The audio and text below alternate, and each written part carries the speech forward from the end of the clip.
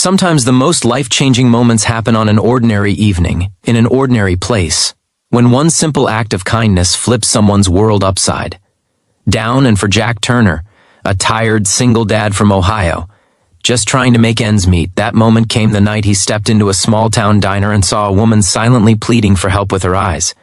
He had no idea that stepping in would rewrite his entire future, or that the woman he rescued wasn't just any woman, but a billionaire quietly searching for something money had never been able to give her. Before we dive into this story of unexpected love, quiet courage, and the incredible power of kindness, take a second to subscribe, like, and comment to help this channel grow. It means the world to us here at TruthLines USA, and your support helps us share more true-hearted stories like this one. That night, Jack didn't expect anything special to happen. He had just gotten off a long shift at the auto shop, and his hand still carried the faint smell of engine oil. His daughter, 7-year-old Lily, was asleep at home with his sister watching over her. Jack only wanted a hot cup of coffee and a few minutes of quiet before heading home. The old diner on Maple Street had become his little sanctuary, a place where the waitress knew his order and where nobody asked him why he looked so tired all the time. But as soon as he walked through the door, he noticed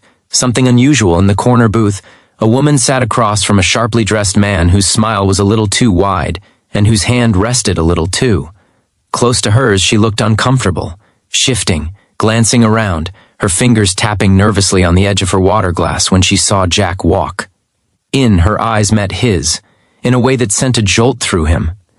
It wasn't romantic. It was a silent plea. "Help me." Jack hesitated only a second. He didn't know the situation, but he knew what fear looked like. He'd seen it before, and he couldn't ignore it. So he walked over to her booth as casually as if they had known each other for years. "There you are, honey," Jack said warmly, gently placing a hand on her shoulder. "I've been looking for you." The man across from her stiffened. The woman blinked in surprise, then instantly understood. She offered a small, relieved smile. "Oh, there you are," she said softly. "Sorry, I didn't see you come in." Jack gave her a reassuring nod, then turned to the man. "Hope I'm not interrupting anything." The man scowled, clearly unhappy. "We were having a conversation. And now?" "She's leaving," Jack answered. Calmly, he extended his hand to the woman. She took it. There was no hesitation this time. Jack guided her out of the booth, keeping himself between her and the man, who muttered something under his breath but didn't follow. Outside, the night air was cool, and the woman finally exhaled, almost shaky with relief. "Thank you," she said, brushing a strand of dark hair behind her. I'm so sorry you had to step in." "No apology needed." Jack said. "You okay?" She nodded. "Yeah, he wouldn't take no for an answer. I didn't know what else to do." "It's all right," he said gently. "Anyone would have done the same." But she shook her head. "Not everyone would." Her name, she said, was Emily. Just Emily. And Jack didn't push for more. He offered to walk her to her car, which she accepted. All the while, she asked him small questions: why he was at the diner so late, what he did for work, and eventually, he admitted he was a single dad raising his daughter on his own. Emily listened intently, with a kind of softness that made Jack feel seen for the first time in a long while. When they reached her car, a simple older model sedan, she thanked him again. "Let me pay you back somehow," she said. "Dinner, coffee." "You don't need to do anything," Jack told her, smiling. "I'm just glad you're safe." Emily stared at him for a long moment, as if she wasn't used to people refusing her offers. Finally, she smiled. Then, "Maybe, can I see you again as a friend?" Jack hesitated, surprised by the warmth spreading across his chest. "Yeah," he said. "I'd like that." They exchanged numbers, and Emily drove away. Jack didn't know that the car she drove that night was borrowed. He didn't know that Emily was actually Emily Carson, the reclusive billionaire heiress whose face appeared in business magazines but rarely in person. He didn't know that she had gone on the date precisely because she was tired of being surrounded by people who pretended to care about her while caring only about her wealth. She had hoped for a normal evening. Instead, she almost walked into another shallow, pushy encounter until Jack stepped in. Over the next weeks, they talked constantly. They met for coffee walks in the park. Sometimes Emily helped Jack with picking up Lily from school if he was stuck at the auto shop. She was gentle and brilliant, with a laugh that made Jack forget all his troubles. And Jack, with his calloused hands, tired eyes, and warm heart, was a kind of real she had never experienced before. Lily adored her too. Calling her Emily would braid her hair, read books with her, and take pictures of all her messy crayon drawings like they were priceless art. Jack felt something growing between them, something warm, fragile, hopeful, but every time he thought about it, he pulled back. Their worlds felt too different, whatever job Emily had, because she still hadn't told him the truth.